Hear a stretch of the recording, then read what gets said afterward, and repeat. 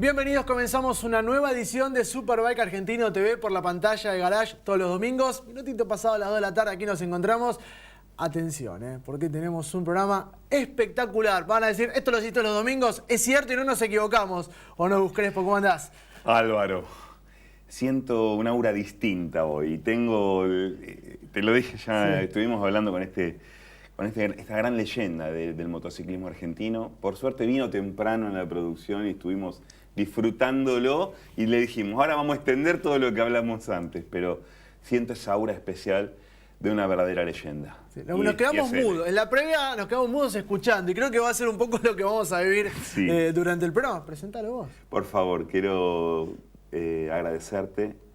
Chiche Caldarella, Benedicto Chiche Caldarella, una leyenda que fue campeón argentino, sudamericano, ganó la Copa Shell en Europa, le dio una paliza bárbara al más grande de su época. Y después, bueno, son fierros y no se pudo concretar, pero Chiche, la verdad que agradecerte porque en este ciclo de Superbike Argentino llegó también un espacio para dedicarla a las grandes glorias de este deporte.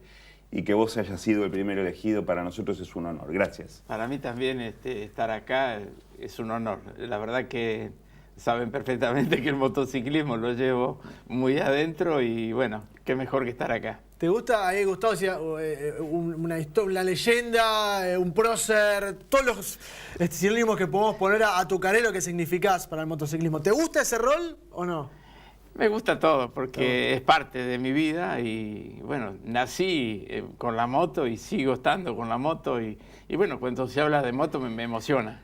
Recién hablábamos, Álvaro, el programa hoy nos va a quedar corto. Sí, hoy sí. No, va a quedar corto porque ya lo arrancamos bien temprano en la mañana con él, pero el público, la gente, el contacto que él tiene, el carisma que él tiene, la gente que lo reconoce cuando se corren los Gran Premios de la República Argentina, cuando viene el Mundial, toda una marea de gente alrededor de él, pero él lo logra por ese carisma que tiene y esa bonomía que tiene él para relacionarse con el público, que tiene la verdad que tiene un talento especial para eso, ¿no? Y todo sin redes sociales, ¿no? Imagínate ahora lo que sería. Si hubiera corrido, claro, no. Un influencer. Él corrió en la época, él se hizo famoso a través de las revistas gráficas y le sale una oportunidad de correr. Mirá cómo era antes, por telegrama te comunicaban si querías correr en el Mundial.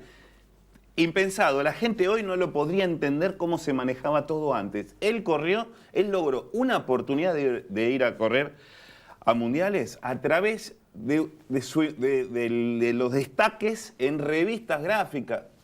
Imposible hoy, increíble. Todos esos logros que te llevan a ser hoy una gloria, pero vamos a arrancar desde el principio. Vale. Porque por ahí al final, de alguna manera, empezamos a conocerlos y vamos a llegar a eso. Es más, estamos viendo algunas imágenes que tienen que ver también con lo que ha sido tu exitosa carrera. Pero el arranque. ¿Cómo fue todo?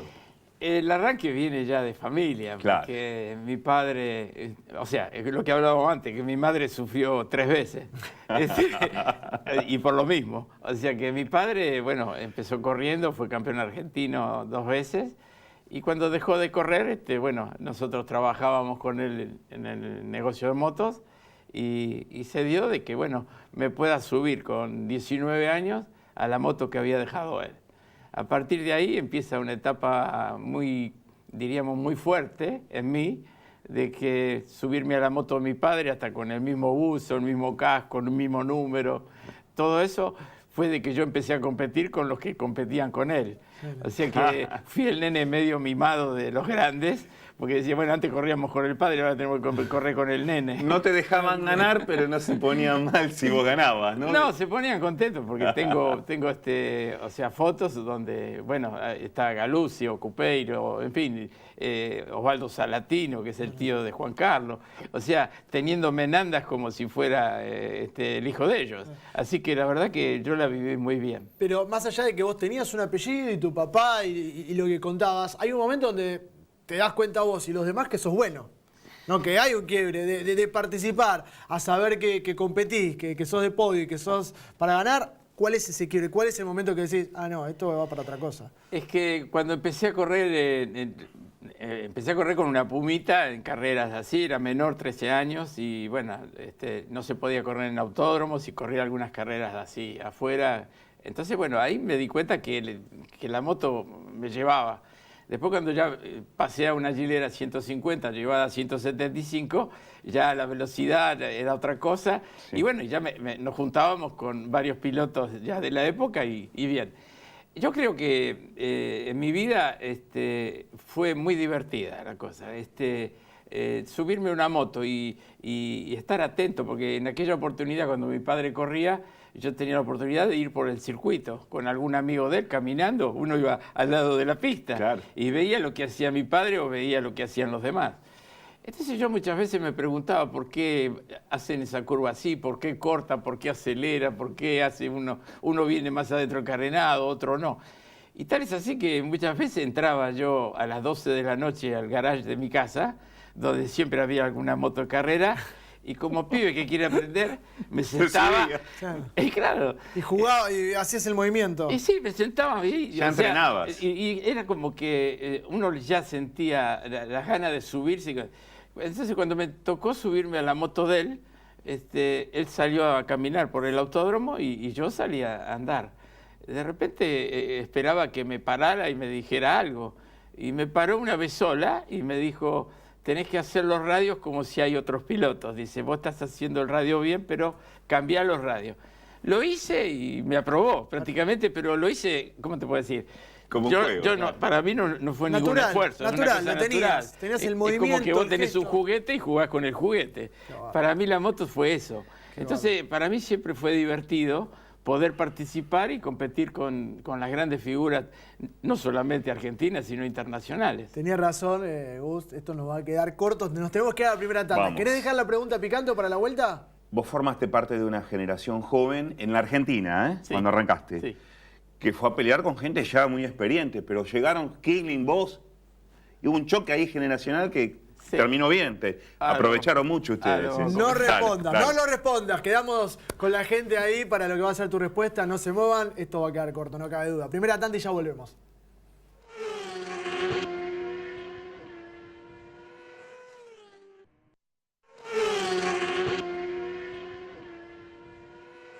Segundo bloque por la pantalla del garage y quedó una pregunta pendiente, un análisis. Repetimos para la gente Fue la que primera se suma. generación joven que irrumpe en un motociclismo de gente grande, de más de 40. Se corría gente que realmente tenía una posición económica, después de los 40 podía dedicarle más tiempo, por supuesto, y llegaba esta generación, los Salatino, Kislin, y encabezando Chiche Caldarela, ¿es así? Sí, o sea, fue una generación nueva que modificó el motociclismo, porque como dijiste vos, y lo más fuerte fue que empezaron a venir los extranjeros. Entonces competir con los extranjeros en el Autódromo de Buenos Aires era una cosa que se entraron a dar cuenta de que no venían a la Argentina a pasear, tenían que luchar. Y cuando le entramos a ganar, la cosa cambió. Entonces ahí empezó que el motociclismo argentino con nosotros surgió. Entonces los nombres se fueron, ¿cómo te puedo decir?, sobresaliendo.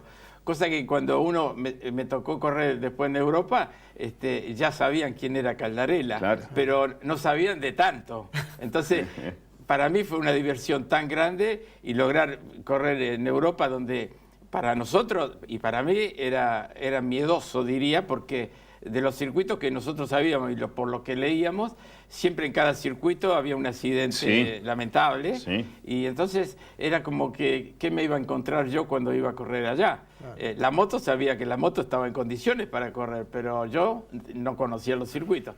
Por lo tanto, que lo trataba de enseñar enseguida, de tomarle la mano.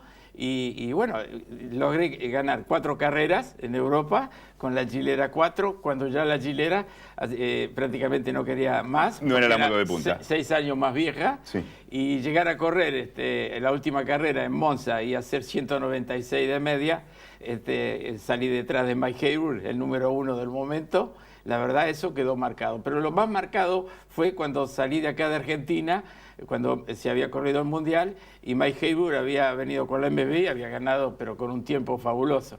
Al mes se corrió el Ferruccio Gilera, cuando me llega la moto, la Gilera, y yo le bajo el tiempo un segundo y algo, y entonces dijeron que no podía ser, Cuando fuimos a Daytona, ahí se dieron cuenta que sí, era que era posible, que era de carne y hueso. Claro, entonces ahí cambió todo. Bueno, contamos un poco de historia y empezamos a recorrer con diferentes imágenes que vos mismo has seleccionado, así que nos vas contando. Vamos con la primera, a ver a dónde nos llevas. Bueno, esta es la Gilera Saturno, con la que gané el campeonato argentino y sudamericano en los años 60. Esa moto me la regaló, esa no es la de mi padre, la de mi padre la usé en el 59. Esa en el 60 me la había regalado Gilera Argentina.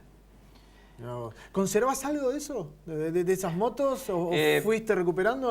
Uno lo lamenta mucho, porque lógico, cuando es joven no se da cuenta. Sí. Y vos querés tener un auto, querés después, o sea, querés tener un departamento, en fin, querés tener cosas. Y bueno, la moto, llegó el momento que venía alguien, la compraba y bueno, claro, se deshacía.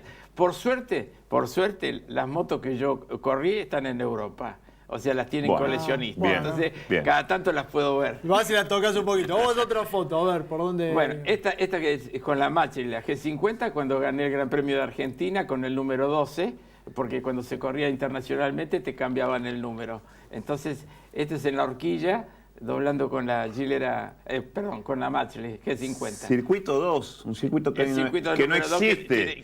No está más. No está más. No, porque la horquilla larga no existe más. Está el cartódromo ahora. Qué lindo circuito ese. Hermoso. Aparte, entrábamos en la recta de los boxes y nos íbamos casi adentro de los boxes. Qué lindo. No, la verdad que muy lindo. Esa carrera a mí me quedó grabada para toda la vida porque ganar un gran premio para un mundial, y lo más atractivo fue los telegramas que llegaron el lunes, porque cuando uno armaba la boleta de inscripción tenía que poner, por ejemplo, qué cadena usaba, qué marca de cadena, qué aceite, muchas cosas, y hasta las cubiertas. Entonces yo llené todo lo que tenía. El lunes empezaron a llegar los telegramas, o sea, con plata. Y yo digo, gané más plata con lo que llegó después, claro, que el premio de la carrera. Claro. Así que la verdad son cosas que uno... ¿Qué hiciste con esa plata? Y te podés imaginar. Invertiste. Reinvertirla. Otra moto. Una Gilera 150, claro, Super Sport, y ir agrandándose en el patrimonio en moto. Es en moto. El patrimonio de los pilotos siempre es en moto, no tengan dudas. La verdad que sí. Otra foto, nos vamos, a ver. Bueno, esto es lo que les comentaba antes. Este es Daytona, cuando el campeón mundial Mike Haywood me tuvo que correr porque fue así. Y yo estaba esperando, como pasó muchas veces en carrera, estaba esperando la última vuelta. Entonces yo vi que lo podía superar antes de llegar al mixto. Si yo le entraba primero en el mixto, estaba seguro que ese día ganaba la carrera. Lamentablemente tuve que parar por un problema en el cambio y paré en los boxes, pero el premio mayor me lo llevé porque cuando terminó la carrera, Mike Haywood me vino a buscar al box para dar la vuelta de honor. Hablamos ¿no? Eso fue uno de los momentos más épicos de su vida, fuera de serie, adentro y fuera de la pista, pero además un gran número 1 que sufrió mucho en la carrera contra Chiche. Y sobre todo la diferencia de motos, porque él corría con el caballo del comisario, corría con un avión, claro, y Chiche con una moto que tenía ya 6 años más. Claro, menos. Y la moto de él, por ejemplo, había sido evolucionada, o sea, porque es muy parecida a la Gilera, pero tenía 6 marchas, más frenos, en fin, tenía una serie de cosas mejor. Pero la lucha que yo tuve con él, en ningún momento nos molestamos, o sea, una lucha franca, limpia. Entonces, una competencia. Esta foto que ustedes están viendo ahí, imagínense que estamos casi tocándonos, pero sin molestarnos. Qué bueno. O sea, que son fotos que la verdad las guardo, o sea, las cuido mucho. Bien, vamos con otra. Bueno, esto por ejemplo es un salto en Cesenático, donde la moto, después que caí ahí, menos mal que no se ve, pero ahí la moto entraba en un shimmy que era para caerse. Y yo venía apretando los brazos contra el tanque, que ahí se ve la posición. En un salto normalmente uno siempre se levanta. En este caso yo sigo apilado, apretado, o sea, los brazos contra el tanque porque no tenía ningún amortiguador de dirección. Claro. Esa moto era todo libre. Todo libre. ¿El número? El número 46 me lo dieron para correr en Italia, o sea, para todo el campeonato de italiano. Yo tenía que, me dieron este número. parece que es el número de la suerte. Me parece que sí, ¿no? Continuó para Alguien los se lo demás. copió. El papá de Valentino lo usaba Se lo también. dije a los demás. Sí. La verdad que sí, es un número que, bueno, es muy familiar hoy. Está muy bien, ¿no? La verdad que sí. Y bueno, tuve que aprender a muchas cosas. Como yo le decía, el problema era que uno no conocía los circuitos. Y adaptarse a los circuitos en poco tiempo, media hora, una hora de entrenamiento. Y en la época mía había que trabajar con la multiplicación. Sí. O sea, que trabajar mucho con eso para que todo rinda. A veces sacrificábamos el mixto, a veces mejorábamos en la recta. En fin, era toda una cosa. Y después, el freno. O sea, cuando yo digo que en plena recta de Monza, uno a 260, con la mano a fondo, y con esta mano regular el freno delantero, era una perilla, Increíble. y lógico, pero era la única forma, porque si corto para regular, pierdo. Nos contabas hoy temprano, antes de empezar el programa, las largadas, las dificultades que había en las largadas. Bueno, la que además adrenalina. aflajabas el embrague para Claro. después ajustarlo en carrera. Regulaba, aparte, la monocilíndrica había que atrasarla. Claro. Entonces tenía una manijita para atrasarla y después el embrague le dábamos todo, abrirlo bien para que sea libre. Entonces después apenas largábamos, lo primero era avanzarla y lo segundo después donde había un Ajustar. poco de recto, regular otra vez el coso. Y en carrera regular el freno de coso. No, maravilloso. Pero No, el no. Es silencio, maravilloso. lo más lindo Eso, el era silencio. el Ahí, ya silencio, vamos a eso es otra una foto, cosa pero- que a todos nos emocionaba, porque la previa de la largada era emocionante, una adrenalina, porque vos estabas pensando si arrancaba o no arrancaba y de lo que podías perder en la largada. Entonces, el silencio del público, el silencio de las motos y la bajada de bandera esa que mirábamos escuchaba. muy atentos, era como que hasta sentíamos el viento. El de flujo la del bandera. viento. Y aparte íbamos a ver las carreras anteriores para ver, de adivinar cuando bajaba la bandera, quién la baja. Eso cuando se ponía en marcha, la verdad, era una cosa muy, muy linda, muy linda. A ver esta imagen. Esta imagen es cuando, bueno, justamente cuando gané en Imola, 1000 metros antes de llegar al podio, se bajó toda la gente de la montaña y de las tribunas y me llevan en anda, tuve que dejar la moto y me llevaron en anda hasta el podio, donde después no tuve tiempo ni de sacarme el casco, como lo ven en la foto. Y ahí estamos en otra Sí, es la ahí misma, está el la mismo foto, y momento. el que es segundo es el campeón italiano Remo Venturi, que es un nombre, o sea, que era duro para vencer. ¿Cómo te adoptaron en Italia? Muy bien. Hubo un Maradona en Nápoli, con ese cariño que uno escucha, Caldarela. Yo he El visto apellido más- ayudaba, ¿no? También, Bueno, porque- sí, también, obvio. El apellido es uno más, ¿o no? Gallego no entraba en segundo No, ahí. no. Pero te digo que en Italia él es un poquito menos que Dios. La gente, las crónicas de la época, todo en italiano, las revistas italianas, Caldarela, titulares. Sí, Es hoy lo impresionante. puedo decir porque siempre no me gustó hablar de mí, pero hoy cuando llego a Europa se mandan cargadas entre Agostini y todos los demás, Sí. cuando estamos reunidos, porque dice, este señor vino acá, ganó y después no vino más. Menos mal, dijo. Y fue cierto, sí. Nos sí. tenemos que ir a la tanda, pero vamos con la última imagen y nos vamos a la tanda. Esto es la parabólica, cuando hago el récord de vuelta a 196 de media, donde le decía que regulaba el freno en plena recta. Increíble, ¿no? Esto que contaba, la verdad que la estamos pasando realmente bien. De 10. Hay algo que también charlamos, porque la previa fue extensa. Fue extensa, fue muy linda y nos da gusto escucharlo. De ese espíritu amateur que siempre quiso conservar. Sí. ¿No? Que tuvo la posibilidad de ser profesional, pero ese espíritu amateur nunca lo quiso modificar. ¿Por qué? Porque teniendo las condiciones, teniendo los logros, teniendo las propuestas, dijo no.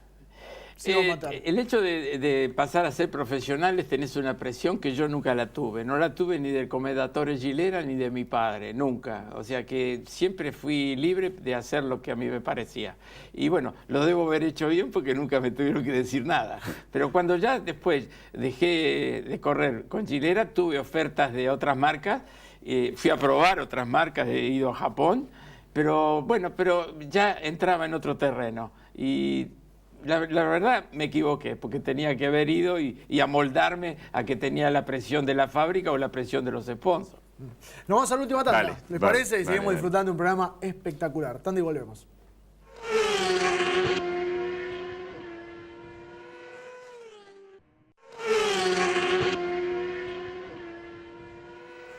Último bloque y me lo contaron por WhatsApp. No había WhatsApp en esa época, hubiera sido todo mucho más fácil, pero Norberto Lastra es un gran amigo suyo que nos cuenta una anécdota y usted va a tener que completar.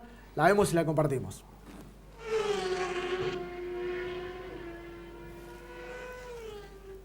Una historia en la vida de Chiche. Bueno, yo tengo una preferida que del año 1961, cuando él corre el Gran Premio de la República Argentina para Honda, en el equipo oficial, con una Honda 250, 4 cilindros, 4 tiempos. Ahora, esta historia para mí tiene dos vistas, una afectiva y una deportiva. La afectiva se desarrolla en algo que sucedió el día de los entrenamientos, cuando voy a buscar a la mamá de Chiche para ir al autódromo, y en aquella época los allegados se podía ir al palco oficial. Y bueno, desde el palco oficial nos pusimos para ver los entrenamientos. Empiezan los entrenamientos y de golpe pasa una moto a una velocidad que parecía un rayo.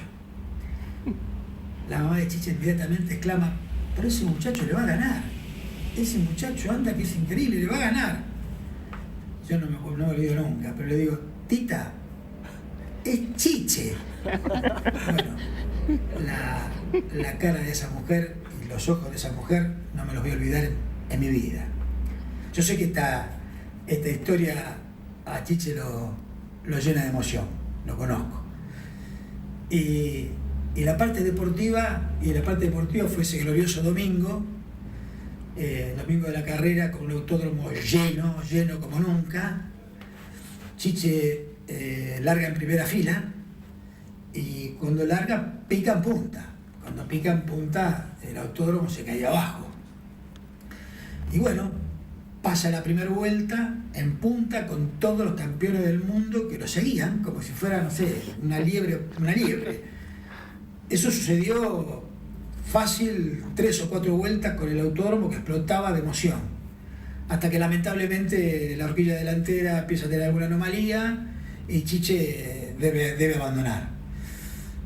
Bueno, para mí es el recuerdo más lindo de Chiche, porque es una combinación de afecto y deporte, y eso es lo que es Chiche, un deportista de mucho corazón. Es cierto. Qué lindo. Y te emocionaste. Y sí. Qué lindo lo que dijo Norberto. Lo bueno de ese día fue que el equipo Honda no me dio ninguna instrucción. Mientras estuve entrenando y todo, clasificando, nunca me dieron instrucciones de qué tenía que hacer.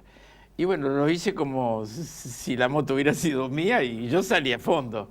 Después la moto empezó a moverse y cada vez entré a peligrar en las curvas y tuve que parar porque pensé que la goma de atrás tenía algún problema o la horquilla. Así que bueno, tuve que parar y lamentablemente podía haber seguido más despacio y terminar la carrera, pero cometí el error de parar y lamentablemente ahí también se frustró algo como para seguir con Honda. Hermoso. Hiciste Hacen a fondo, y ya nos vamos. Hacen a fondo hiciste. Sí. La catedral a fondo hiciste. Cuando fui en el 98, que se hizo de vuelta como una exhibición que llevaron los 500 corredores que habían corrido ahí con las motos y todo. Y bueno, tuve que hacer como una carrera de regularidad, pero había de las 5 vueltas, había que dar 3 más parejas. Entonces, la única forma de hacerla sin cronómetro era a fondo. A fondo. Chiche, la verdad, ya no nos queda más tiempo. Le hemos pasado excelente. Espero que vos también. Por favor. Te vas con estos regalos. Rosamonte le hallaron los equipos campeones para bien. disfrutar Muchísimas en familia. gracias. Y también el champán.